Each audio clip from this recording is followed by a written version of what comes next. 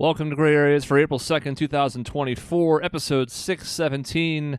Let me just tell you up front the ultimate irony of Dave and Cody discussing sports betting before the show goes live with seconds left to spare. And we nailed it. Like, we cut it off immediately. But we're going to bitch about it on the show, and we're talking about how much money we're making off the show. Yeah, you're also everything wrong with sports.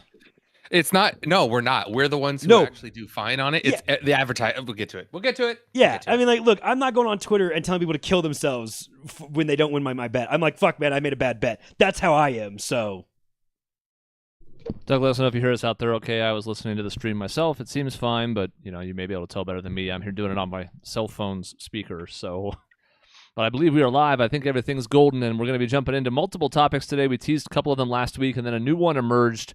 Because what I realized in retrospect is that I think we should look to do this ourselves. We used to do tournaments. I don't know that we ever really had them coincide with March, maybe once. But I think that's our one time to do a bracket of some kind. Doesn't have to be sports related, but I think we should do that in tandem with March Madness every year. So now it's too late, but next year when we get back to this time of year, remind me that I said this thing because I'll probably have forgotten. You need to set like a calendar reminder on your phone or something because I will absolutely forget. I will be 40 by that time, so yes, I will. I won't forget. Gross. I won't forget. I know, isn't it amazing? Disgusting. In a year, less than a year, I'll be 40 years old. Yikes. Yikes is right. Yikes is I right. want to trade down. Well, I'm glad Doug can hear me because is he 40 yet? Maybe it's his hearing doesn't work. I don't know. Doug's younger than me. You have no idea. I'm almost 40. I have no filter anymore. I'm just gonna keep saying chat thing. It's like floating. That's kind of cool. I know. I don't know why it moved. I fixed it though. It's dynamic. It's a ghost. Yeah. Whoa, spooky. Now I can hide it. I guess we'll jump into the thing I'm teasing now because I want to save sports betting for last, I think. So recently, and I'll pull it up on the screen, so now I have the ability to do stuff like this. Like, just switch views. I'm running a whole thing. Wow, look at that. Dave's camera's too big. I couldn't fix that one beforehand, but it's fine. It's fine. I'll fix that Cut live my head off. while you guys talk. Yeah, he's sitting on top of you. He's I look like I'm balding. He's just taking more. Game Informer did a greatest games of all time bracket, and we have already litigated this on our own channel in a very in-depth and whole process that we did at the end of last year. So we don't need to talk about it on a granular level like every single matchup, but I just wanted to get people's overall thoughts. I will go zoom in because you can't see worth a damn, but as you can tell, the winner was Ocarina of Time, which does line up with what our number one is, but the runner-up was Skyrim, which is, I think, a little surprising to some people. You had Red Dead Redemption 2 and The Last of Us as the others in the final four, and then we'll go down like each quarter of the bracket real quick and just look at like, there's that game that ran into a tough matchup. But thoughts on the final four before we dive into some of the earlier stuff? I didn't really have a huge problem with this list. I mean, there's a little bit of recency bias. There's a lot of recency. Elden Ring being on there, it may stand the test of time. And it is the best of an entire genre of games. But you don't have a lot of classic games represented here, even just like in the pool, even in the first round. This final four, I don't know. I don't think it's that bad. This ran into the same issue that we've talked about before. Anytime we try to rank games, is Red Dead Redemption 2 a better game than Pac-Man? Well, yeah, in pretty much every way possible. But then again, Pac-Man was hugely important, so how do you rank these things? Also, I have a massive complaint that Final Fantasy X was like a 9 seed or something, and I'm pretty pissed off about this. Yeah, I mean, just like what we ran into and we'll run into when we do this again. Because look, I like our tier lists. I think it's a much better way to go about it because you're not dependent on matchups. You can spend as much time talking about any one thing as you want. Even if we have a good first round matchup and it gets one thing gets eliminated, then it's done. We're not talking about it again, right? So here, that reared its ugly head again, where it's like, okay, let me scroll over here. Can I not scroll? Okay, I can do this. Metroid Prime ran into Super Mario 64 in the second round and lost. Metroid Prime beat The Last of Us 2 in the first round. I don't know what Metroid Prime is doing as a 15 seed, but look at how matchup dependent just that one portion of the bracket was. Mm-hmm. Last of Us Part 2 could have won multiple rounds. Super Mario 64 could have won. Metroid Prime could have won multiple rounds. Those are all potential Final Four candidates, and they're all just lumped together here. How the hell is Kingdom Hearts 2 a 7 seed and Super Mario 64 a 10 seed? This makes no sense at all. Like, Super Mario 64 is completely underseeded. Yeah, I think that's where I would take issue with this. And at the end of the day, this was voted on by fans, so it's not like it was Game Informer's doing. I actually don't know the seeding methodology, so that could be their fault. But I do think, despite the flawed seeding, they did end up with a Final Four and/or Elite Eight that pretty much makes sense. So I guess, as the Macho Man would say, the cream rises at the top. But it's just a little bit weird to see portions of it. Like Symphony of the Night is a 14 seed. Another example, like that wins a decent amount of first-round matchups. It's not beating RDR2, so it died quickly.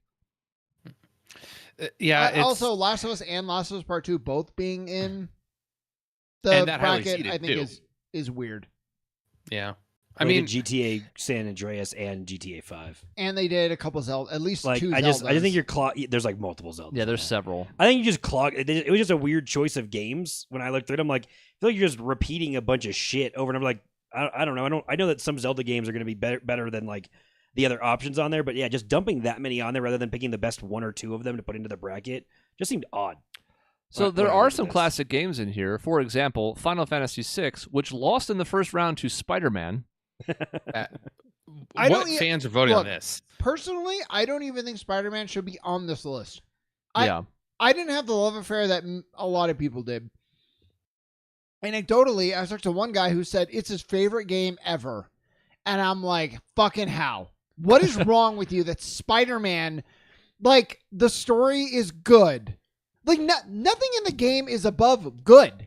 So I'm curious, like, how do you balance story versus actual like innovative gameplay here? Because I'm gonna shit on Last of Us a little bit. Last of Us story is amazing. I don't find that like the playing mechanism of that is so an amazing game. Well, that's what's funny. I think 2 gets it there. 2 was knocked down in the first round. That was what I was gonna say. I feel like 2 made the gameplay actually a little bit more, I don't know, interesting or inviting to want to play. And I feel like the first Last of Us is like, all right, this is pretty simplistic. I kind of just do this basic shit. Like the level of that versus like the level of most of the Zeldas and the shit you have to do in those games to like, I don't know, work your way up. I don't know. It just is uneven. It's really weird. And some of the puzzles in Last of Us are like, they're like puzzles for babies. Exactly. Thank you. They're like, we figured out the physics mechanics for fucking ladders. So every puzzle's a ladder. Thank you. Okay. I'm glad that I came in saying this and I wasn't going to be like, get all shit on by everyone of like, no, it's fucking amazing because like, it's a really, really good game. I'm just a little surprised that like versus some of the gameplay of shit you do, like that's that high up. It's just. But to your point, some people say it's the best story in gaming, and then you're like, again, we go back to what was the criteria. Yeah. And I personally think with the game, I was thinking about this earlier today, actually, like what makes a game is the gameplay aspect, and when you can really tap into that and like change the perspectives of the gamer, like basically if you're just playing a movie, I think that's hard to be the best game ever. Okay. You know what I mean? Absolutely. Yeah. That you made my point in a much more eloquent way of pointing it out. That's like, yeah, you're basically, there's a reason Last of Us turned into a pretty fucking good show. It was already built pretty well in its story and the way that the gameplay works for it to lend itself to that. I'm like, and again, it absolutely belongs as a high seed. It probably should make it pretty far to the Elite Eight. I was just surprised to see it as a 1 seed all the way into the Final Four over, again, as other stuff you guys have already like kind of. Alternatively, how much just did that matter? Topic. Wait, really quick. The opposite is true too. You can have gameplay that is there's a word for it, but where it's immersive. This isn't the word. It's disconcordant with the story that they're trying to tell, and this happens a lot. The Nathan Drake games are famous for this, where he's like, I'm like have fun, happy-go-lucky, but he has killed like 5,000 men. I was actually thinking of that series of games when I was making this point. Final Fantasy just did it where Cloud is killing soldiers, and in Rebirth, this is not really a spoiler, and Tifa's like, Cloud, stop! Like he's being too brutal, and you're like, I have killed like battalions of soldiers to this point, and usually there's like a kind of a quippy one-liner when I do it, but now because the scene demands it, I have to be like, and a lot of games do it even worse. I think Red Dead 2 is a good example. Yes. Where you could play as a villain, but the story is really working where you're a hero. Yes. Or at least you're somewhat conflicted. So if you're going around murdering towns and putting all the people on train tracks, but then you have this like existential crisis, it doesn't fit. Which you can do on the side in the game. You can wander around, do whatever the fuck you want. Yeah. And then in the actual, like in that, but then in the reality of the storylines, like you're a good guy. I mean, GTA, you could do the same thing. Mostly in GTA, you're kind of a bad guy, but you could do really bad shit over and over again, and it doesn't matter compared to everything. You're still else. going to question Dutch and all this. Yeah. So anyway, we got off topic, but yeah, I think those are the elements that make a game a game. And that this list is really weird. Witcher I would have liked in the Final Four, but again with matchups, like I didn't love Red Dead more than Witcher, but like I can see why some fans did. It's very immersive. If you get into it, man, it's crazy. So see, I thought it was too slow when I started. When I was it is slow. It was just too slow. You can meticulously, Dave. You can hand carve bullets. Nope. I remember that. Yeah, you didn't play 2, did you? Oh my God, Sean, we did an entire show review. He doesn't remember anything you've ever sure. done. I remember that you played 1. I didn't remember if you got to 2. God, I did a perfect impression of Dutch to open the show. God, you don't remember anything. Did you cry when your horse died? No, you chastised me for it. Yeah, okay. That's not this is all sounding about right. You know what's nicer than a horse? A fucking car, by the way. Much nicer to get around a fucking map. I'm really curious, Sean, how you would manage the 1 versus 9 seed we have on the screen here, The Witcher versus Wind Waker, because I know like your GameCube love and Wind Waker love. How you pick this? Probably Witcher versus Wind Waker for me. Wow. Again, it's tough, but like, part of that is like I can't have my Final Four be all Zelda games. That's like subconsciously is part of the thinking. So because Ocarina of Time for me is the one that stands out the most. That's the one that gets the most attention. If Wind Waker was that, then there would be a different story. It's like Ocarina of Time versus Wind Waker. I'm going with Ocarina of Time. And Wind Waker shouldn't be a 9. So it shouldn't be in this true. situation in the first place, but that's a whole other issue. I went and looked because I was curious. I did tech guy stuff. And using the results of our 2018 reader vote combined with some input from staff, general sentiment in various online communities, what the fuck that means, and critical reception for more recent games, we assembled a starting bracket of 64. There were some exclusions that raised eyebrows, like Smash Brothers Melee, Deus Ex, blah, blah, blah. So Witcher won the last time they did this in 2018, for what it's worth, Witcher 3. So I guess that's part of why it's a 1 seed here. What amalgamation of the things that they just listed ends up with some of the seeds they have here? I have no idea. None. Also, it's weird General to me sentiment. that The Witcher, Yes. and maybe this is recency bias, but like the opposite, because Witcher, you would have expected like Tears of the Kingdom or something to be the number 1 now, like a new game to have unseated their former number 1, but it was just another old game. So maybe taste of change, maybe people were a few years removed from Witcher 3, but that is interesting to me. I'm going down to the bottom left bracket portion.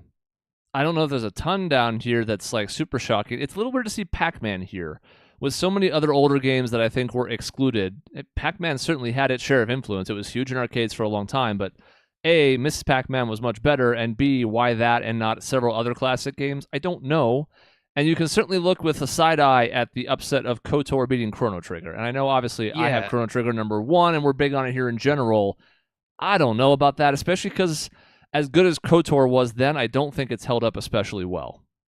That's the hard part, is that this happened with Last of Us too, as well. What I was about to mention was that the original Last of Us game was not the first to do an immensive story like that, but it was one of the most highly acclaimed or most critically acclaimed stories in gaming for the time it came out. So it was super important in that sense, as was KOTOR in that time because of the branching paths and the selection and the twist of it. You're right. Now that it's been done much better multiple times since then, it has not held up as well. But for the moment when it came out, it was a huge deal. So I don't know how you grade that. I wonder if the legacy of like, this is one of the only good pieces of Star Wars, like across everything. So like, it's like now mythologized it. Mythologized? Oh, that's the word that's coming to mind, but I didn't think mythologized was it, but maybe it says. Anyways, Baldur's Gate 3. I liked watching you struggle, to be fair. That was my favorite part, was just the struggle. Baldur's Gate 3 being a number 2. After they explain their criteria, I think is wild. The results of our former things, general whatever, and critical. So general critical reception. sentiment. So you only did critical reception then, and I guess like general sentiment. General sentiment. But number two in a game that came out last year. In a bracket that has 3-seed Chrono Trigger, 4-seed Resident Evil 4, 5-seed God of War Remake. And 6 KOTOR, which again, great game. And we love Baldur's Gate here. Like, it's not like it's a question of if it's really, really good. And I'd be fascinated to see where it would have fallen on our list if we were to redo it right now. It's definitely, I think, top 10 for our group all time. But, is it number 2 in a corner of a bracket? I don't think so. Not for me. Yeah.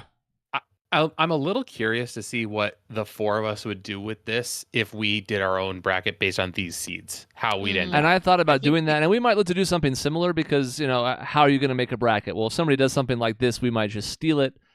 That could be what we do next year. We could even do this very bracket next year, although there might be a couple other games between now and then that are worth consideration, but who knows, right?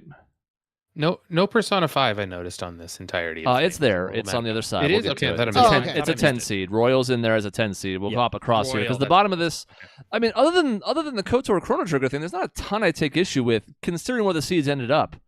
Like God of War and Resident Evil squared off. That's a tough ass matchup. Like God of War 1, I'm like, okay. If Resident Evil 4 won, I'd be like, okay. Like, yeah. This reminds me. Cody, tell me if this is just me becoming an old man. I am starting to find games that are too long. I'm no longer being like, oh, that's value, and I'm like, that's like minus points. That's like how actually fun Persona is because it's like 100 and whatever fucking hours. Okay, you know what though? That's a good point. But you're helping me. You're helping me work through it. It is when the pacing is off. Okay. I don't know fucking why, because it is a 100-hour game, but the pacing, you're just being pulled through Persona the whole way. But you're doing shit. Like there's every hour you're playing, yeah. You're doing a lot of stuff. I think. Are you basically saying like, are you like in games that are long, but like you're just wandering through the map for fucking hours? Right. Things that are long. From place to place. There are things that are long for the sake of being long. So I'm playing Rebirth right now, and I love it. One of the best Final Fantasies I ever played. It's too long. Baldur's Gate 3. This is what made me go down this path. Great game. One of the best ever. Way too fucking long. I think it is the ability to have like an open world map now, right? It's a big fucking deal. You can make games like look beautiful and have this wide open space. But if you're not filling that space with anything to do, you're just walking through it. Mm-hmm. And then that just kills so much of your fucking time to get to the... So I think that's what you're getting at, is that they can make the world so fucking big, but then there's kind of... It's big and it looks pretty, but there's nothing interactive to do in there. So you're just trudging through this shit over and over again. And it's like, all right, well, now it cost me like 50 minutes to do like one step of the game. Because again, Persona, that's not how it is. You mean, you walk through the town thing really quickly and you hop to the next, and you're already in like the job you're doing or wherever you're going. It was sort of the problem with the Horizon sequel. Mm-hmm. I was about to bring that up. Yep. Just felt like wandering around, and the world's pretty, but there's stuff to do, but none of it feels really fulfilling. So you're just kind of doing stuff. Yeah. I don't understand. Like me, if you're a person like me who has maybe an hour at a time, there's nothing more frustrating than trying to accomplish a task and getting 3/4 of the way through it in the time that you have allotted, and then not finishing it, and then not being able to play again for a while. So having that length of time to not feel like you did a damn thing is the most frustrating thing you can do in gaming. Mass Effect 2, I think, endures as one of the greatest games ever, because if you do every side quest in that game, you're looking at a 30-hour experience. It's so tight. And all that means is like, okay, I loved it. I'm going to go play it again. Yeah. And it was so good.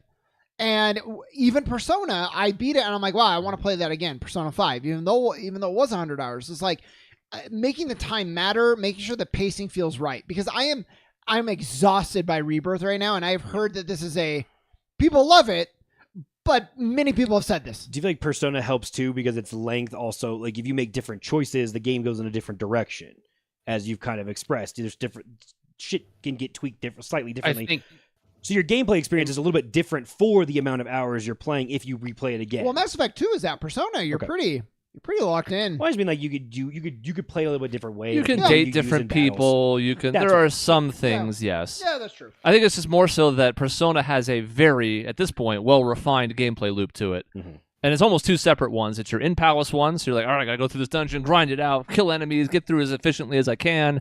And then in between, you go, okay, now I'm going to go social link, spend time with these people I want, get these stats. It's a strat game and a battle game. It's all like a small cycle that adds up over the course of 100 hours, whereas, again, not to shit on Horizon, because I like the first game, but it's like, now all you're doing is exploring and killing monsters. Well, and so doing silly quests. You look at like Hades and Slay the Spire and Across the Obelisk, some of the best roguelites that I played, and especially on those first two, your entire game might be done in under an hour, and yet I've spent like 150 hours on those games. 150 hours.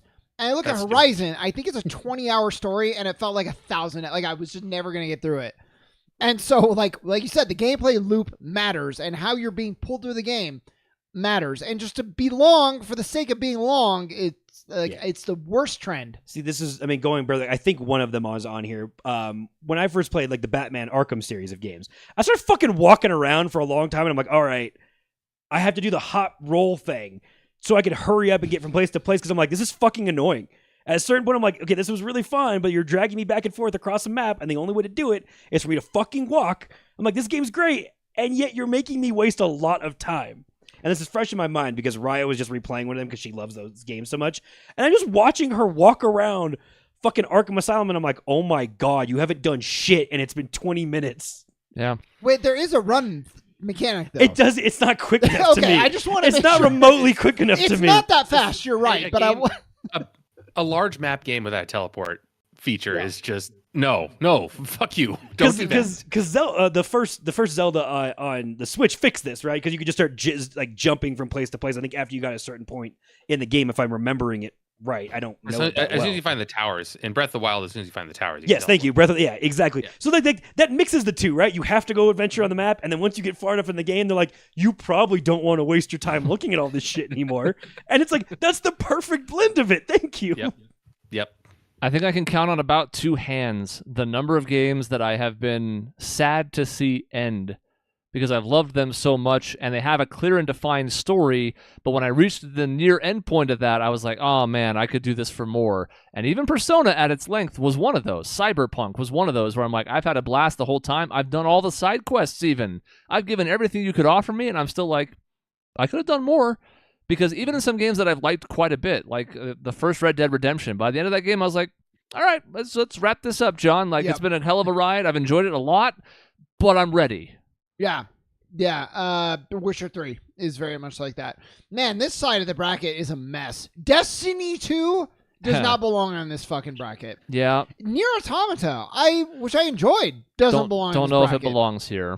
Xenoblade Chronicles. Undertale. Good game. Doesn't belong in this bracket. Undertale doesn't belong in this bracket. Some people love Undertale. I don't mind Undertale being here. I don't know about a 5 seed. I think it probably belongs. None of us have really played it, so we're not really fit to judge it. But yeah, this side's a mess because Hades got a 13 seed, got knocked out by Link to the Past. Y'all know I love Link to the Past, but it won 3 rounds, and I'm like, okay.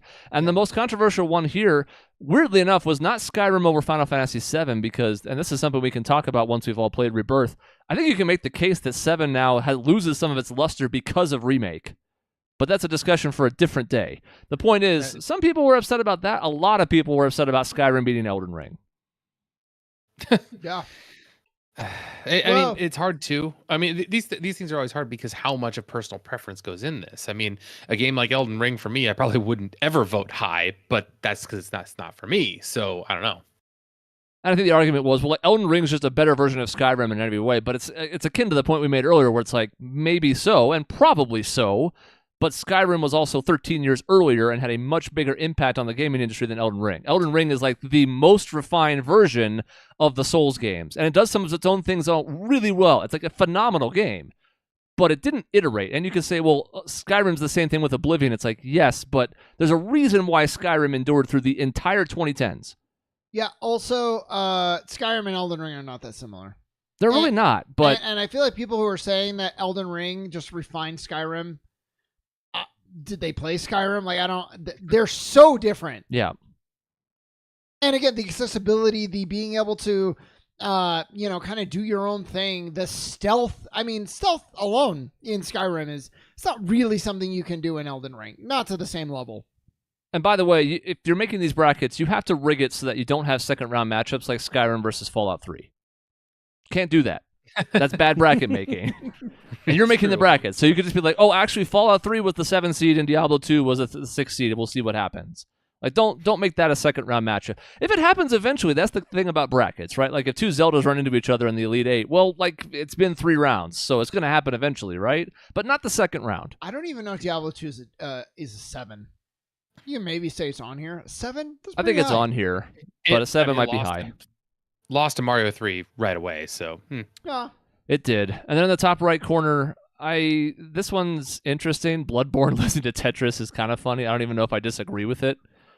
I don't know why it's Arkham City that's managed to do this, and as Dave alluded to, it beat Final Fantasy X, which of course we have pretty high. But like in general, like is Arkham City the best Arkham game? No, I don't think so. So it's a little weird to see that be the representative. So. It's some people just love the being in the asylum because it's so isolated. Like you're really just in this one path. It's very curated, but yeah, I mean Arkham City is probably a better game. We're obviously going to be biased because we love Persona 5, but as a 10 seed and then running into Breath of the Wild in round 2, so that's rip. Yeah, can I just point out, like... Yeah, that's bad. Like, why the fuck is Fortnite a 7 seed? I mean, like, I get it. But, like, really, in terms of, like, the theme of all these games and the story mode and all that shit, like, really, Fortnite's a fucking 7 seed in this whole thing. Like, I mean, like, I play a version, not Fortnite, but I play versions of the big open world, like, kill each other games. But, like, I don't fucking think those games are great. It's an easy way to, like, mindless way to kill time, but, like, really, a 7 fucking seed? That's just weird. Where's Among Us in this? I mean, come on. I mean, at this point. Yeah, in the top half, Super Metroid gets beaten by Portal 2. I do love Portal 2. Sure, Portal 2 is great, but Portal 2 and a lot of things with Portal are an afterthought in the gaming industry in 2024. Other than some other people that are using the concept for their own indie games now, but I don't think those two are seated properly in the first place, so I don't really want to pit them against each other. But I'm like, Super Metroid has to make it one round in your bracket. And then you have like BioShock that it's kind of a soft path. Yeah, to get.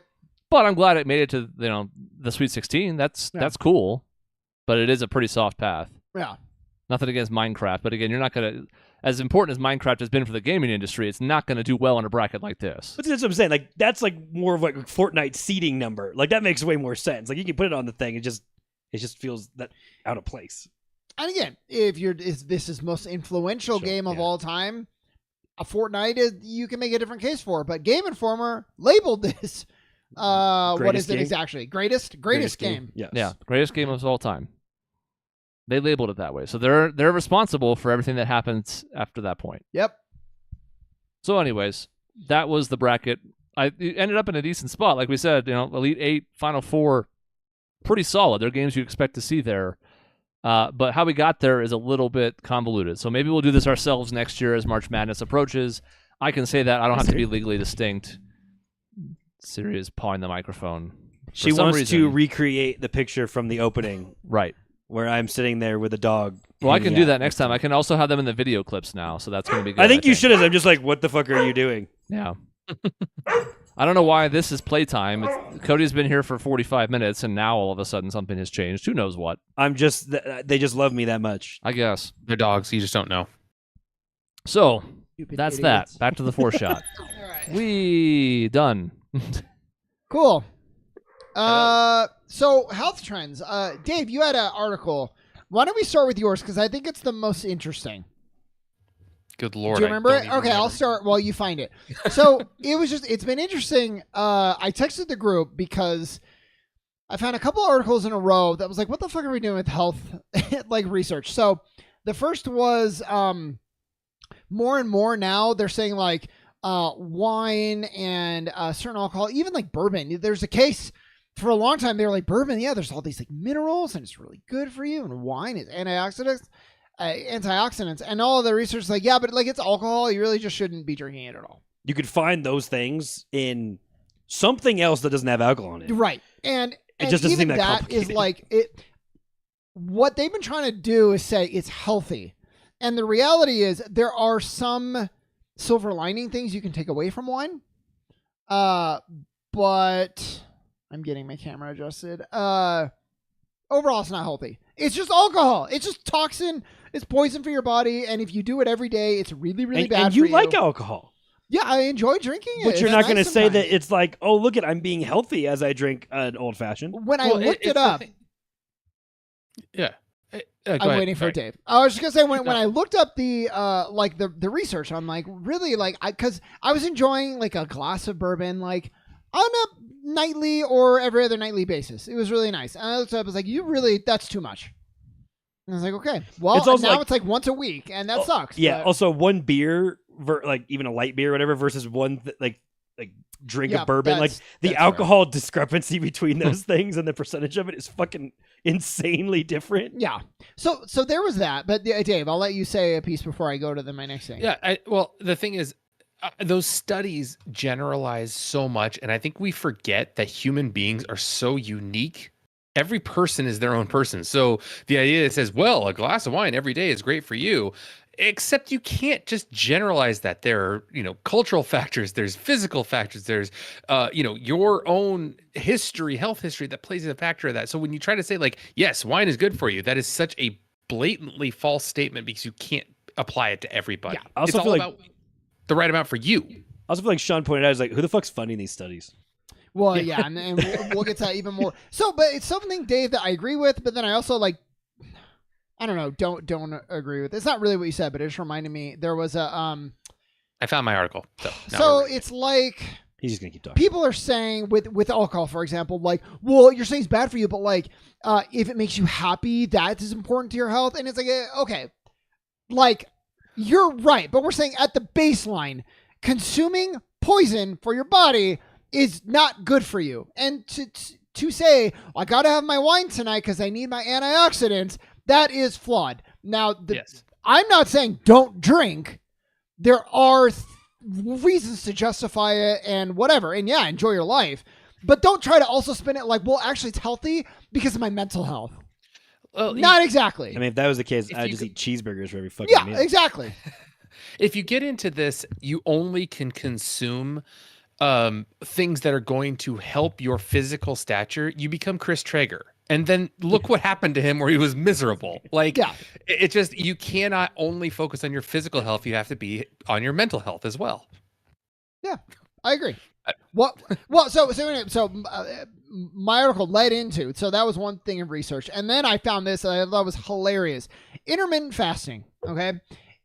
We had a Orange Theory seminar based around, hey, everybody, we have a nutritionist come in. They're going to talk to you about all the benefits of intermittent fasting and how healthy it is and all these surprising things why you should be intermittent fasting. This article, intermittent fasting linked to 91% increase in risk of death from heart disease. So, look, I'm sure there's some flaws you can point out with the study, although it is the American Heart Association, so it's not like some dude. And also 91%, it's not like, 5%.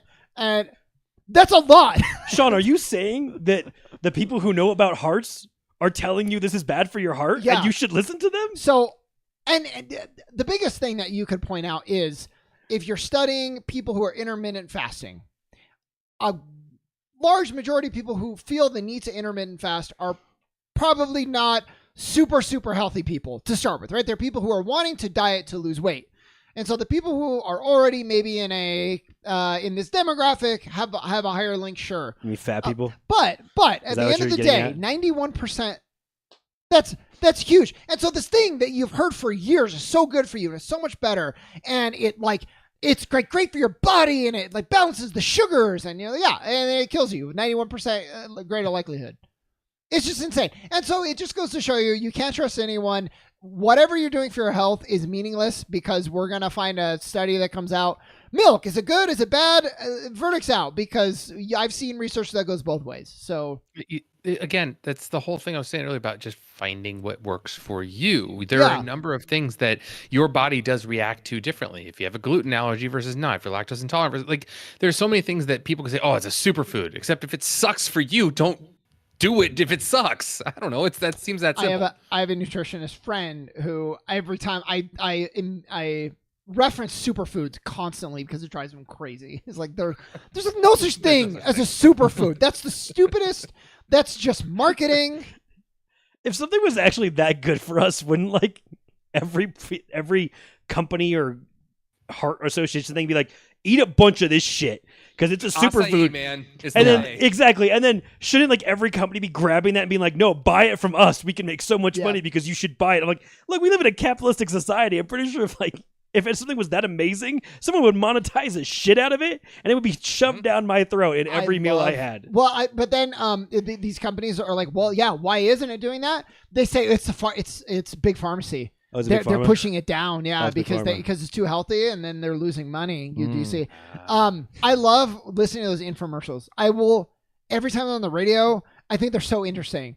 Like, yeah, this tribe, like in the fucking Antarctica, they eat this, and someone is on record living to 300 years old. How do you argue with that? I'm gonna show up to that tribe and give them a bunch of McDonald's and just see what fucking happens. Yeah. Nobody lives in Antarctica, Sean.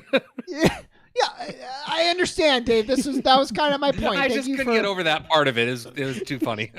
Yeah, I mean, but they do. They reference some really obscure place. Yes. Are you just talking about penguins at this point? Yeah. And then they eat this oil, and it's so good for your brain, and you'll feel like you're 20 again. Do you know how healthy penguins are? Because they have fish oil in all of their meals. Yeah. And then they always say, like, it's good for you in the gym, in the weight room, and in the bedroom. And it's always with that, like, kind of like wink. And you're like, okay. All right. So anyway, don't do anything for your health, I think is what I'm saying. As you just suck down your smoothie soup again. Yeah, that's because I ate like shit this week. So this is like the one night of the week I do a protein shake. Everyone there's like ice cream and fucking pizza. It's great. And bourbon. Yeah, don't forget the bourbon. So some of the weird things I've seen online when it comes to health things lately is apparently it's a thing that millennials look super young for their age comparatively to previous generations and the next generation. Like apparently Gen Z looks way old for their age and millennials look young for their age. And I find that odd because I saw someone show a picture of the original cast of Cheers and they were like all in their early 30s and looked like they were about 50. I'm like I mentioned pushing 40 and I don't look like what if you picture a 40-year-old person when you're like 19, you think, oh God, that's like grandma age, right? No, like it's not, at least not nowadays. So it's interesting how that's seemingly happening but it's not happening to the Gen Zs and I'm not entirely sure why. But I found another article that says why. But first of all, discuss. Well, so you could make an argument that the influencers are of an age where, for a long time I was like, old people in my mind look way older than I do when I was this age. And now young people look like they're like 11, but they're like 18. And that's weird to me too. It's like, I felt like I looked older back then, but now younger now, but maybe that's something your brain does to like distort it, and maybe the same distortion that I'm having is the same distortion that the influencers are having who are pushing this agenda. But I agree. Some of the examples, Dave, in the article that you sent, I think apply. Some of them didn't really. Like, look how young this person looks. I'm like, they don't look that young or old or whatever the example was in what you sent over. But some of them did. And the big theory is vaping and like nicotine. Did that make them younger? Which because our generation was so traumatized by the don't do drugs, yes, don't smoke, the truth ads, propaganda, but like the truth propaganda, yeah, yes. And I never did any sort of. You mean if I smoke marijuana, I'm gonna melt into the couch? That's gonna happen to me. I don't even know about marijuana. I think it's like cigarettes. And vaping nowadays, all the young people vape, and so now they're aging. See, I wonder how much of it is like stylistic dressing choices and hairstyle choices to where you just kind of look younger and like inherently, like again, back in the 50s and 60s and 70s or whatever, I feel like every fucking adult is in like a tweed ass suit and shit like this to where they look like they're a grandpa or a college professor or something like that. And then you have me, where like all of us, where we're walking around in t-shirts and shit, like we're all like 16 years old. That's still. A good point. Yeah. And I'm like, if I started dressing like an old person, would you just start looking at me and I look like I'm older all of a sudden? I don't know. There's not really any science to this. I've wondered that because again, when I was looking at these articles, I'm like, I don't know. I just feel like I dress almost the same way that I did when I was 17. Like, it's really not a big difference. I think a vest with a pocket watch in the pocket makes you look 5 years older automatically. Exactly. Exactly. Yeah, but if you're just looking at face, and I don't know if this And your article looked at that or not, but like that I have a point of that. So no, and again, you go to vape and all that. I'm like, cigarette smoking is like way less prevalent than it was back then, and I'm like, that shit had to age everybody up.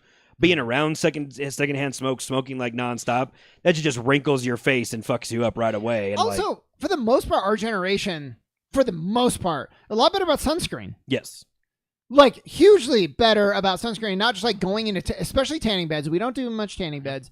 But even like outside, like I'm just going to go, I don't know anyone, I'm trying to think, who is just like, I'm just going to go get some sun. Like, I'm going to go tan. People who are tan do that. Yeah, well, maybe that's my already problem. tan. I don't know anyone Yeah, tan. like people who are already tan. I'm like, I'm like, yeah, when you're like 16, like, oh no, I want to be all tan and look all good. I'm like, no, I'm in my 30s now. I'm like, I want to be as pasty as I fucking can be, and then cake sunscreen on so much that I will never ever get tan again because I don't want fucking skin cancer. I don't want to turn into leather. Yeah, I had that last summer when I went to the beach. I literally wore a long sleeve like shirt because I'm like, nope, not even risking it. I just don't want to sunburn. I don't want to deal with it. But yeah, no, our generation was absolutely the type. I can't imagine a single person that would be like, I'm gonna go be out at the pool all day. Nah, I don't need sunscreen. I'm fine. Who in our generation would possibly do it? None of us. It wouldn't happen. Not on purpose. No matter how tan you are. No, not it might maybe accidentally, sure, but you wouldn't. And if it happened and you're like, okay, now I got to wait, like I'm going to be out here for 3 hours without sunscreen. I forgot it. I guess that's going to happen and I'll just figure it out later. Yeah. But you would never do it intentionally. But then like what? The younger people aren't putting on sunscreen? Like I find that hard to believe. This is the article that I found was basically saying that a lot of what millennials did, our age did, was learn how skincare products work and how dieting works, and like I said, not smoking and things like that. That's what this article said. But the Gen Z started that at a much younger age, still in their developmental stage. So their facial features, their skin wasn't quite ready for all these things that are supposed to not age you, and it kind of fucked them up in a way. And so now they're looking older because they started doing skincare products designed for 30-year-olds at 12. So it's everybody like the color adjustment shit on their face and all that, and all those creams that they advertise to everybody over and over again at like 12. Mm-hmm. And it's to me it's a sign of social media and the importance that maybe a younger generation places on their looks, because you have to present yourselves to the world essentially on social media and on like, Tinder and Bumble and shit like that. I just don't even know how the hell, fortunately my kids aren't on anything social media yet, but it's not that far away when they're going to want to be on it, and I'm getting really scared. Yeah. So yeah, that's it. That's what the article said, at least. Dave, I read something about like they're also getting like Botox earlier. Yes, that's another thing. What? That type of like, yeah, like young age, like 18, 19, girls are getting Botox. Guys are getting Botox. What is the matter with people? And so, Dave, maybe I read the article wrong, but like I don't remember reading that like they're doing face care products too early, which is, I'm not saying that's not right. Maybe I just missed it. But what I really read was like, the generation before learned like what good skincare is. And then this generation is like, well, I'm going to go do Botox or like permanent. So they're doing like facial, like permanent changes. Surgery too. Yes. Yeah. Yeah. And so that's where it's different. Maybe it is they're starting skincare too early as well, but it's also like the tattooed eyebrows, the Botox, like all this stuff that is changing their face. That's fucked up. Yeah, that's crazy. I mean, I thought we got past that when MTV was doing the, like, I'm obsessed and I need new calves and I need new this and that. And they had the weird shows where everyone was obsessed with a certain body part. And then they, like, MTV basically helped them go fucking get the surgery for it. I'm like, this is really fucked up dystopian bullshit that we're watching. I remember watching one of those episodes in my health class in high school being like, don't fucking do this, was basically the message. And I can't believe we're still basically in that realm. Gen Z was like 5 years old when that came out, though, so they missed the boat on that one, unfortunately. Well, but I think there's a lot of like parent empowerment to, which is maybe the pendulum swinging the other way. So like, because it's good to a point, but then it's like, oh, you want plastic surgery? Like, let's do it. Or like anything kids want to do, the parents are like, good, let's go for it. It's like they might not be in the best headspace to be making these decisions that are so long term and permanent. But parents are like, no, our kid, we're gonna do what you want. It's all about you.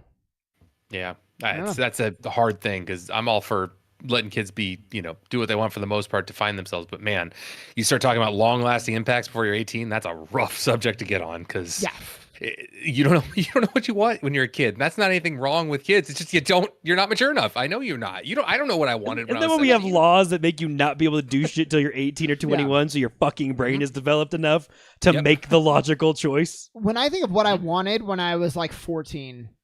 The list was very different than now. Yeah, you're right. And even little things like I wanted to play soccer instead of basketball. And my dad was like, I really think you should stick with basketball.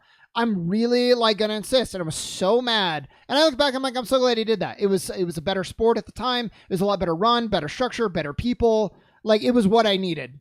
And so I give him credit for that for sure. Which is why, and this is too thorny of a subject, I don't want to really get into it deeply, but I just want to mention it at a surface level.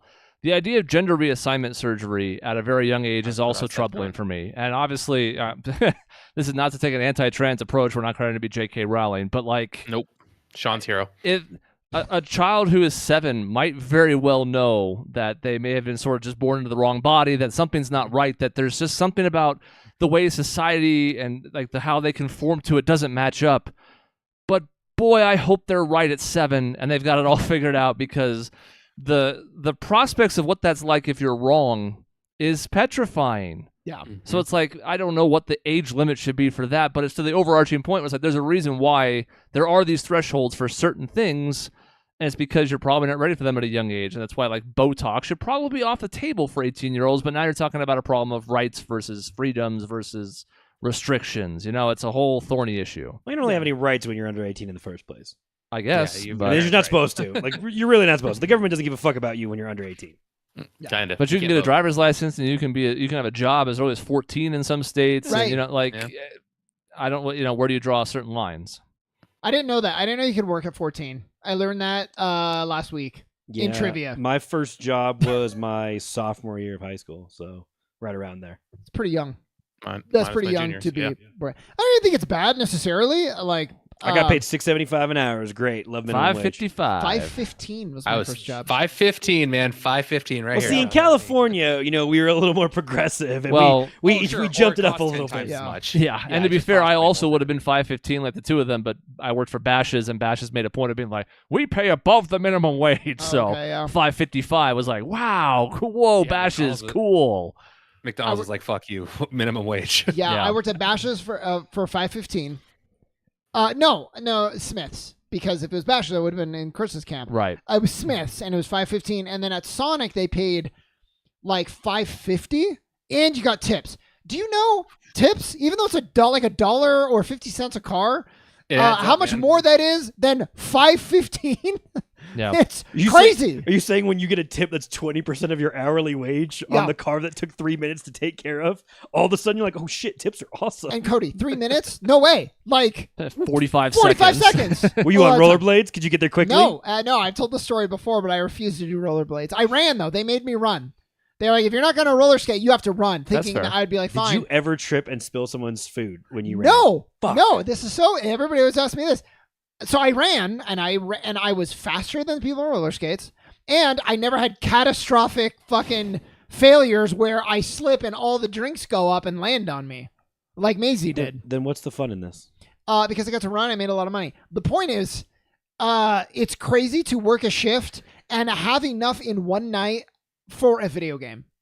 That was my barometer back then. I was holy shit, that's crazy. Because you didn't have anything else to do with the money. You're just oh my God. Yeah, in 3 weeks of work, I bought an Xbox and 4 games. And I was I'm rich. Because the first time I did the math on $5.55 an hour, I made myself extremely sad. Yeah. Yeah. So with tips, that at least gets you to a respectable point where you can do exactly what you said. Because I remember being wait, I'm going to be here for 8 hours today. And that's my total. That's not even take home. Yeah. I'm going to get $45 and then I'm going to have taxes taken out of that and I'm going to look like a dumbass? Like, what? 14-year-old Chris was like, how am I supposed to afford a house with this? I do love the idea of a 14 or 15-year-old having like Social Security tax and fucking Medicaid taken out. Being like, what the fuck is this shit? Why do I care? Because I remember looking at my check and being like, why the fuck do I have to pay any of this right now? I'm not even 18 yet. Just give me my fucking money. I'm not even going to file taxes. Yeah. Yeah. Man, that's wild, though. One last note, by the way, on the health stuff. I think we're approaching this point already, but we're going to have to start having some conversations about Ozempic. And, and when we talk about the idea of, things that'll help you lose weight quickly, and obviously there are some people that just talked about the overall health benefits of intermittent fasting, but I think for a lot of people, it was their way to lose weight. This was the way that, you can shed 10 to 15 pounds over the course of a month or two if you follow this system. You eat at these times and you do this and that. In the case of Ozempic, it's like everything that's bad about trying to lose weight quickly all rolled into one. We don't really know all the side effects yet. It's a drug that takes care of it for you because it sort of limits your appetite by increasing your glucose regulation. It's popular in Hollywood for a reason. I know in general, we love to fetishize celebrities, but I'm like, I feel like we're going to find out some really damaging things about Ozempic in the next year or two. Well, and also I just read an article that said it was something along the lines of Ozempic is like $1,000, like very expensive. And somebody just found out that they can basically replicate the entire formula for $5. And so now the creator is getting in hot water for like artificially inflating the prices. Which is amazing because, like, as bad as that is, it's not to undermine it. Like, think of all the struggles we've had to get, like, fucking glucose to be affordable. Yeah. And people need that to live. Ozempic, you don't fucking need in 99% of cases. You just want it. So imagine now price gouging on a vital thing that people need to live. Haven't we already done this with like weight loss drugs? And we realized, like, oh, yeah, they're super bad for you after... There's like the miracle drug to make you lose weight. I mean, I was trying to look it up right now and I couldn't find it. I don't remember which one it was. It was like Fen or something like that. Well, but now, Fen. but now Ozempic is like, it's almost like using that. Like, remember all those miracle drugs and they turn out to be bad for you? This is different and it's totally healthy and fine and there's no side effects. Well, that's what they said back then. Right. So and they were lying. I think the idea is basically like this isn't like altering your body's chemistry. Okay. It's not a drug that's forcing you into something you wouldn't normally do. It's just helping you produce more of a thing that you already do anyways. It's just helping your body. They're lying to you. Dude, sure. Look, in general, shortcuts to losing... Shortcuts in life probably, really overall, but like... I knew 3 people at the restaurant I worked in who had the surgery where they like... lap band surgery? Bariatric. Yeah. Gastric bypass. Basically all of that, yeah. So it was a whole thing, and it's really serious, and you really need to... it's really bad for you if you go back to the way that you ate before. Like, it can have some long-term damage. And would you guess what all 3 of these people had in common is they did no physical activity, they didn't take care of themselves at all, they just got the surgery... They lost like a little bit of weight and then they immediately put it all back on because they changed nothing of their behavior. And now they're as big as they were before, but with all these added complications that they introduced to themselves and all the money that the surgery costs because it's extremely expensive. So you're like, what? Why? Why did you do this? So, even adults can't make the good decisions for themselves. And now we're like, yeah, the kids kids can do it too. It's like, sure. It's crazy. Yeah, they got this. Yeah. So anyways, diet and exercise. And you're like, well, what do you mean by that? Whatever's right for you. Eat in moderation. Exercise to the best of your ability. If that's just walking around your neighborhood for 15 minutes, walk around your neighborhood for 15 minutes. It doesn't have to be complicated, and the results may not be rapid, but it turns out your quality of life would improve quite a bit with just some really small changes. It just irks me, and this is the spot where like I get canceled, is like... Bye. It is...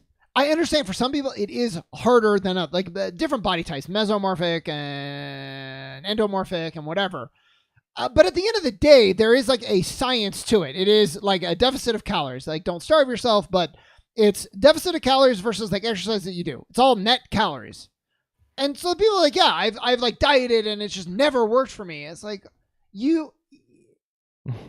There's something you're not telling us, because if you really ate this amount of calories in a healthy way and you got this much physical activity, even if it's walking around your neighborhood, this is impossible. That this has not had any sort of effect. So I don't know. It's a whole thing. Canceled. You're canceled. Canceled. Well, Very bold take. that's Very fine, canceled. but Canceled. there's like Bye. a lot of people. If there's like a war on like social media of like people that are like, we should celebrate body types, which you should, of course, versus like fitness people saying like, yeah, but like there's like an underlying health thing where it is good for you to like be of a certain weight because you're going to live longer and all of that. And then the other group saying you hate us. And even you being in shape is an attack on our livelihood. Yeah, it is. I think that every time I show up here when I look at you. And that's why he's canceled. So it's just... See, That was perfect. I have no intention of living long. I'm like, I'm just going to eat whatever the fuck I want. Sean's yelled at me for this because I'm like, What? Do I want to be 80? Fuck no. I don't Okay, want to be 80. Hold on. There's a couple things. Cody always assumes he's in the demographic that I am talking about, which is not. I'm talking about like really, really, really unhealthy way where like your whole life is now becoming really hard, which you're not. Nah. Also, though, you do eat like fucking shit. I do. Like you eat so bad. I'm like, your poor arteries, man. Just We're doing good. We're right on schedule. I am about halfway through my life, and I'm great. wait, but so you're planning I'm 70? 34. I mean, I'm basically. I don't want to be living past 70. Oh my god. Why the You're fuck would you halfway want to do done, that? man. What? You're halfway done. Exactly. I'm telling good. you. I'm telling you. I brought this up before, and we just watched Talladega Nights. But when he's like, with my level of income and all that, And that's Sean. I could push Sean's gonna be 150 and miserable, and I'm gonna be 245, 70 and dead, looking up at 300. him in hell, being like, "See, man, you should have just died." Mhm. It's so much Think better. of all the things you could have eaten. Yeah. Well, I had a thought last night of like, man, it's gonna suck when I'm like 90 years old. Death is right around the corner, and like, my favorite storyline just released like book 2 of 3, and I'm like, man, I'm not gonna make it to the third book. Then you just need to haunt somebody who's reading the book, and you'll just be able to catch up on it that way. And then well, that's true. And then I thought how presumptuous of me that the books will even be a thing, or like storytelling when I'm old. Like the world could just explode, and it's like, forget reading. We're all fighting in a war for survival. Which is probably in some of the books you want to read. Yeah, probably. That's right. And it's all the more reason not to eat good. You're just going to get conscripted anyways, Yeah, so what's that's the true. point? That is true. Real quick, because we don't need to spend a lot of time talking about this. We have and will again in the future, but a couple things happened in the world of sports betting in the last week and change that I feel like we just have to mention because I'm not saying we were right. It didn't take anybody who had any kind of inclination to look at the trends and be like, I don't know if we're going in a great direction, but the last week and change saw Shohei Ohtani and his translator embroiled in a gambling fiasco. It doesn't seem like Shohei bet on anything himself, and it doesn't seem like his translator bet on baseball, but still, they were flirting with the 2 cardinal sins to the tune of like $5 million. Not an insignificant amount of money, especially for a translator to be just blowing on sports gambling. Tonight, just to like bookend it, tonight Joel Embiid was sort of a hot topic because out of nowhere, after being out for weeks, his status went from out about 45 minutes before tip-off to playing. He was not listed as doubtful. Lord knows, not even like probable, questionable. Wasn't on the injury report at all. He was just out, and then he was playing. And you won't be surprised to learn that the lines for that game shifted around quite a bit based on SGA not playing and then Embiid abruptly playing. That's just like the 2 bookends of a bunch of other stuff. We had like players in March Madness getting threatened because they came in garbage time and hit a 3 and then they got death threats. Yep. Because the spread was affected. It was a 27 and the final score was 28. And what's the other big one I'm thinking? Oh, yeah, the NBA guy who's like the Cavaliers 12th coach. man on the bench who is probably almost certainly guilty of influencing outcomes on the most marginal prop bets you can imagine. And somehow none of the brain trust involved in this thought, well, this is going to look odd when a ton of money is flooding in on a guy scoring over or under 3.5 points. So all of it is to say that maybe it's especially because it's been basketball centric, but it's like, man, I do not like the direction we are headed one fucking bit. What was also JV Bickerstaff getting death threats to his cell phone because they got his cell phone number. Yeah. All of that I hate. The Embiid thing though is like, how do I say this? I don't care about that. Like if he's ready to go and they wanted to like surprise the other team, like that's fine to me because I don't give a fuck about the betting lines. So that's what I'm trying to say. Oh no, it's gonna ruin your bet. See, it's fuck off. That's a sport. It's interesting you say that because the NFL has had the rule in place for decades that you can't pull that bullshit. Yeah. That like there's one game a week and you have the step by step of the injury thing, and they actually adjusted it to make it better because they had a questionable tag, which was horseshit because it was 50-50, and then everyone was questionable on my New England Patriots all the fucking time because you could get away with it. I feel like it's a fine in the NBA. Like I think they try to enforce it, but like it's a team got fined. The Falcons got fined this year because they deliberately ducked the injury report by having a guy be okay all week. They're starting running back. Then he played, but he was sick when he would play. They didn't report that he was sick the morning of the game, which you're supposed to offer another update. And he very suspiciously played like 2 snaps, which was just enough to fuck everyone's under bets. Because if he doesn't play, the bets are void. No problem at all. There's nothing really nefarious there.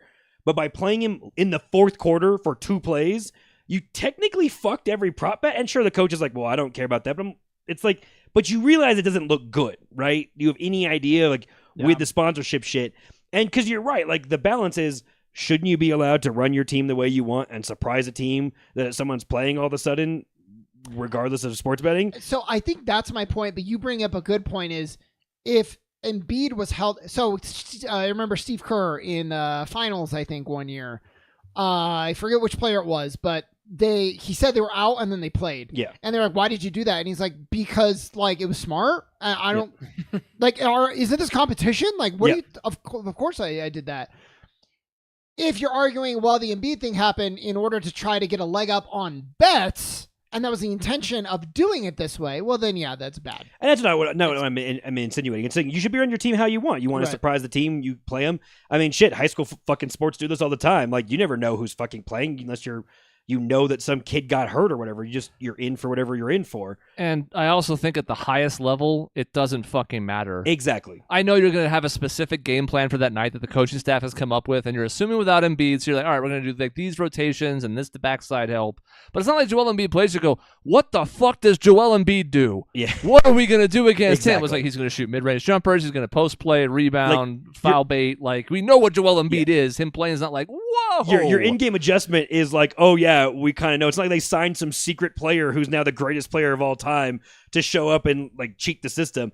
I think the only negative is like, well, the league's taking a bunch of gambling money, so like they kind of are subservient to like making sure things are on the up and up. Yep. If you don't take the gambling money and people can bet on your sport, but you don't have fucking presented by bullshit or every single other commercial of your broadcast is that. Yeah. Like, we talked about this when we did the sports gambling podcast. It's like, you don't get to take all the money and then be shitty about it. I made a smart ass comment on Twitter because ESPN reporters are fucking whining about the NBA guy who's like might be shaving points, and I'm like, aren't you the motherfuckers that started your own fucking sportsbook and then shoved it down everyone's fucking throat? Yep. You don't get to fucking sit there as a part of that company and talk shit about, oh, this is hurting the integrity of. It's like, you're fucking doing it, so shut the fuck up. I know I brought this up last time. Oh God, no. What's my point, Cody? No, it's right there. I can get it back. Other than it's ruining your fun in the game. No. When I listen to ESPN, and now it was like all the announcers talk about was betting rather than analysis. It's just bets. Now the show is called ESPN Bet. Yep, exactly. And it's just over unders and parlays, and here we're gonna try to make you money. I'm like, what about the sports analysis part of this? Also, are they trying to make you money when they're a sports book who you're doing analysis on the channel that owns the sports book? Are they actually trying to help you? I don't go to fucking Vegas and go to the MGM tab like, hey man, what should I bet on? They don't give a fuck about me making money. The casino wants to take my money. ESPN Bet wants to take your money. Now, ESPN's in a partnership and licenses it. It's not like it outright owns it, but I think it's probably better if ESPN Bet is making revenue rather than losing money.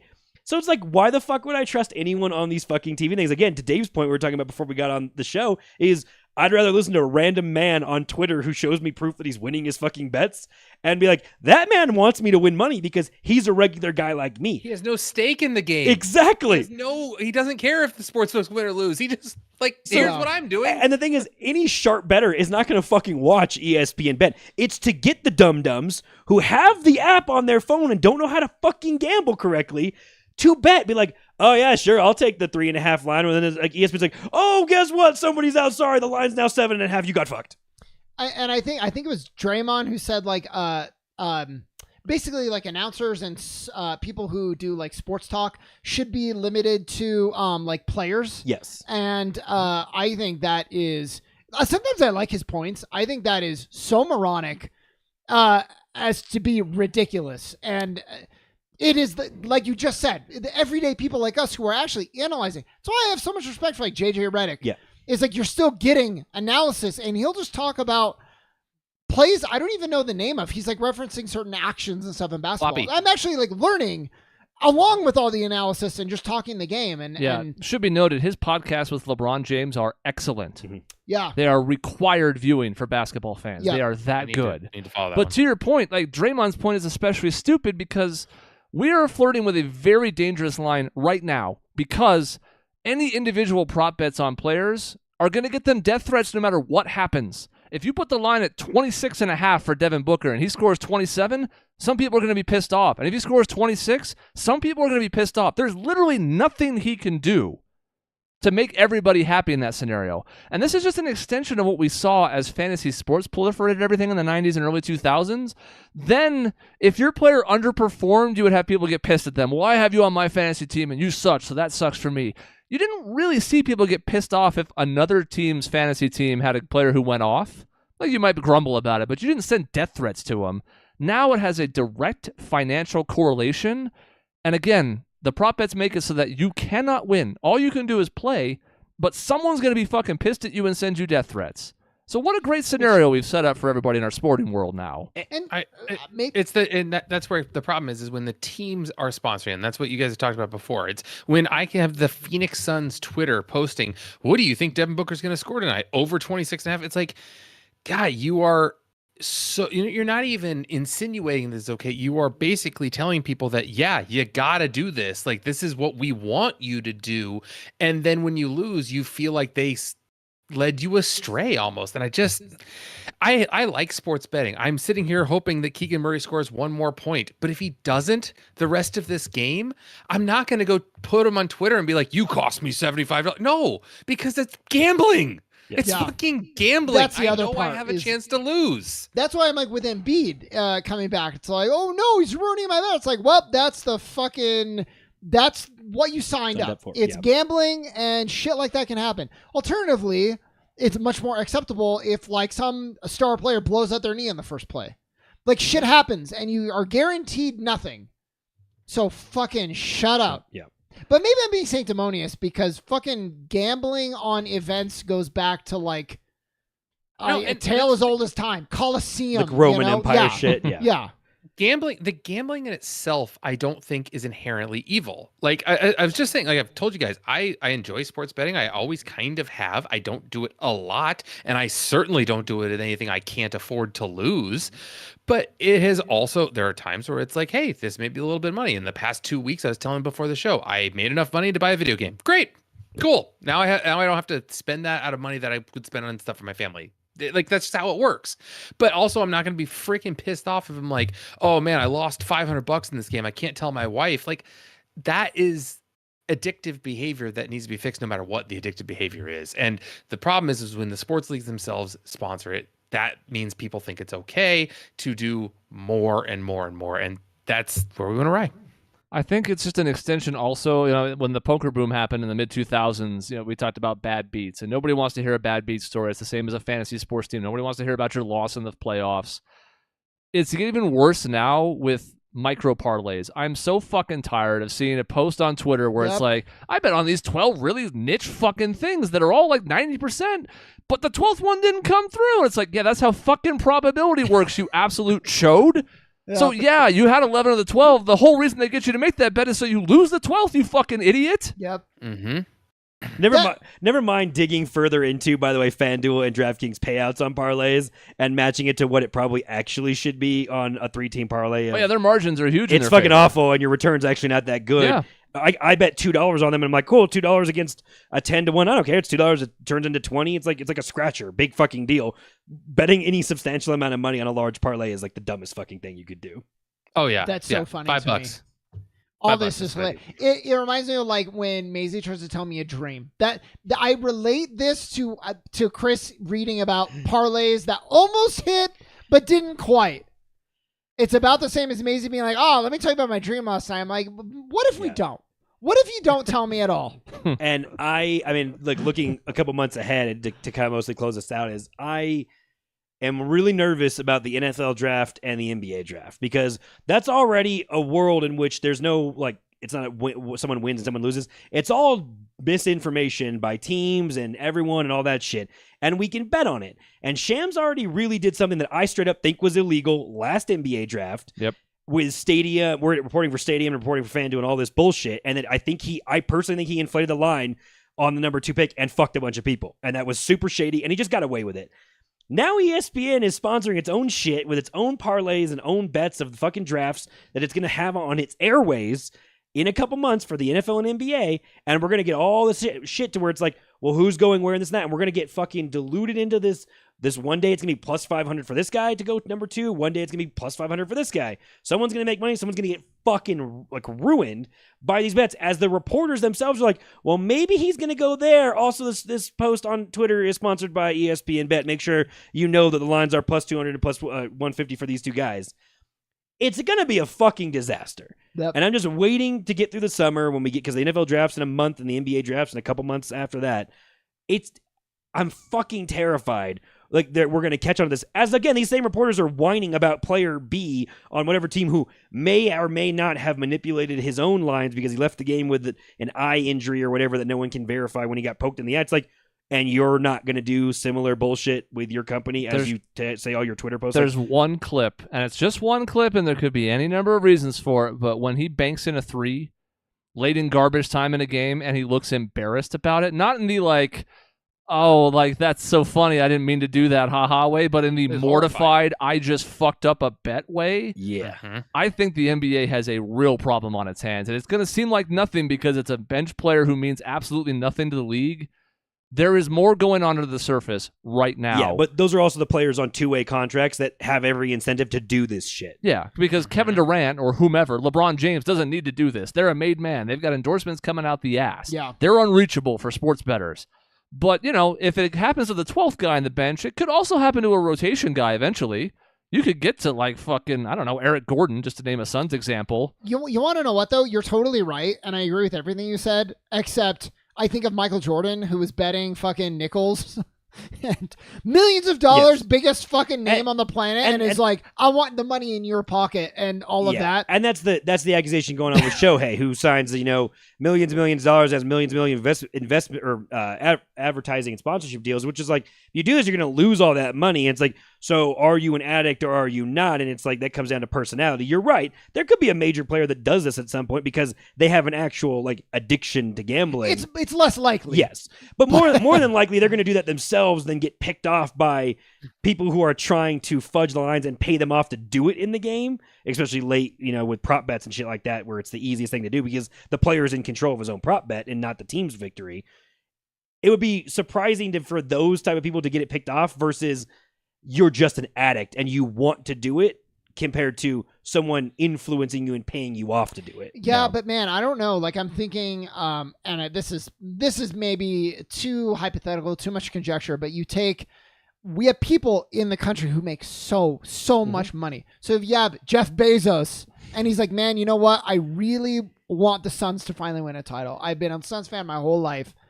Or the opposite. So you're gonna and they're offering an NBA player.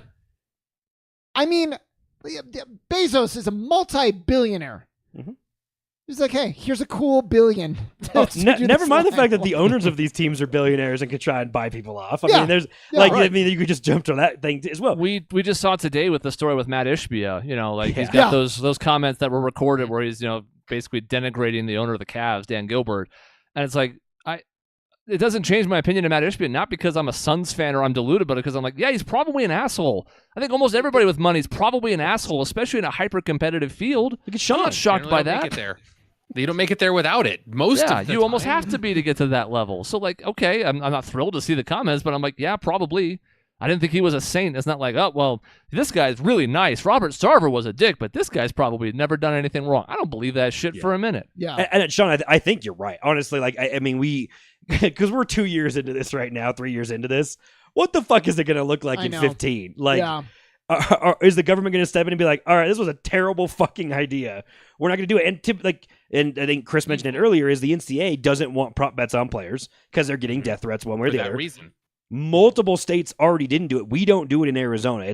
You're not allowed to prop bet college stuff for these reasons. Yep. And some of that stuff might eventually get eased back. And again, the superstar player getting bought off to throw the game type of shit, that's just game lines and things like that. But if you do ease back a lot of these prop bet things, you're going to solve a lot of problems. It's just that all the books are going to be like, no, we already have a hold of that. We don't want to. Imagine how much money they make on NFL prop bets for players going at 45 rushing yards or whatever. It's millions and millions and millions of revenue. I was going to ask, do you think Adam Silver regrets, and probably not because it's lining his pockets and growing the revenue so much. But I like to think at times he's somebody who cares about integrity. And He's a rich guy, so I don't think so. Yeah, I think he's a little more empathetic than David Stern. I think he's a lot more empathetic than David Stern. But I don't think, at the end of the day, it's still about money. And the gambling money has done a really nice job of helping offset the fact that regional sports networks are in the shitter. Yeah. And long term, the TV prospects of deals are going to have to sink eventually as things switch to even more to streaming. Like, there's a bubble that's going to burst in professional sports, too, and I think some of the money right now is just being injected by, like, FanDuel and DraftKings instead. That's not sustainable either. I think the point at which, and it's scary to say this, I think the point at which people start regretting it is when a player gets hurt. Like, when a bettor who's pissed off goes and actually, hurts the player or does something to their family. Because right now, like, JB Bickerstaff just was pointing out, like, I'm getting death threats directly with my cell phone, and no one fucking cared. No one gave a shit. The league didn't say shit. That story fell out of the cycle so quickly. Yeah. I think when someone does what you say and actually influences a major game in the playoffs or a player's family or something is injured or hurt, that's when we'll take it seriously, because we're always reactive and not, like, proactive to things. And so it's going to be a reactive response to something from one of the leagues at some point, and everyone will take a big old look at it, and Congress will get involved and be like, well, what the fuck were you not doing, taking a better oversight of this, as Congress is the one who, like, let this all happen. Yeah. I know we got to go and we have to wrap up. It's just interesting that, like, there's no more peace of mind anymore, too. Like, so I'm thinking back to Suns game 7 against Dallas, and you're like, what happened? Like, how could we have lost by 50? And if betting was really prominent back then, wouldn't you think, like, yes, who knows? Absolutely. That could have been a thing. No one showed up. Like, yes, it absolutely defies all logic, and I don't think it was the case. But if betting was really prominent, but when the variance of the result, Chris talks about probability of, like, these 12 games, they all could go this way, but one's going to go the 40-60. It's going to go the 40 way. When the variance is like the 3% outcome of it, you can't help but get suspicious about shit, because it's like, what the fuck happened? That response. That's how the game went. Versus the other 100 outcomes that could have happened if you simulate that or do it all over again. It's like, that's a weird result, because how many times would that happen if you did it over and over? That's the only time. It's the only time you guys were going to lose by 40 in that game. Especially when, like, it was like a fluke. There was no explanation, and we still don't know the answer. Was it COVID? Was it whatever? So yeah, I think about that. But anyways, we got to go. It'll happen to an individual too. Like, if somebody has a 4 for 24 shooting performance in a closeout game. Yep. We're going to start to get to a culture where now the question is going to be, did they throw? Not just that they have a horrible night or just couldn't find the bright side of the barn. Like, it's going to be, what is they bought and paid for? Yep. Did a bookie get to him? And it's like, boy, when you start to threaten the competitive integrity, now you have a real issue on your hands. Exactly. That's the end of the episode. Next week shall hopefully be a game show return. Cody will defend his title. That's right. I have a great outfit planned. I have none planned. My outfit I don't dress up and I win. Throw you off your game, and it's gonna lead me to victory. There is a surprise for the 10th episode. First of all, we'll go over the stats, because I did accrue those. We mentioned them as episode 9, so we'll talk about how we've gotten to this point in episode 10. And I will tell you only that there is a new final round, temporarily, because I like the wheel quite a bit, and it's not going away. I want to know. As a special occasion only, there will be a new final round. Will there be stats on who has won the most, like, pre-wheel games? No, yes. not the pre-wheel. No, not even pre-wheel. I'm saying, like, segments. Segment, yeah. Oh, I don't have that. Do you think no. he went that deep to see Well, I what don't we know. started Yeah, at before we went into Family Feud Because and what we ended at, you psychopath? I would be curious because the things that I tend to do really well in are things that are like, cool, you did really well in that round. You got a 5-point lead. And when Dave does really well, it's like 100-point Yes, lead. Chris, please produce my true false percentage going into the wheel so I know how many bonus spins I've earned by getting true or false. That would be great, actually. That would be fun if somebody else wanted to take the time to do it. A really stat-based Maybe look Sean at could do it, correct as he suggested answers it. and Nick, I'm Maybe- calling out maybe you. I could. Maybe Yeah. I could. And maybe you can trust the numbers I come up with. Look at Or Trump. maybe No, not. You're gonna fucking fudge the numbers. You throw Who a game. can say? I'm gonna pay you $10 next week to throw the trivia. I'm gonna test this out.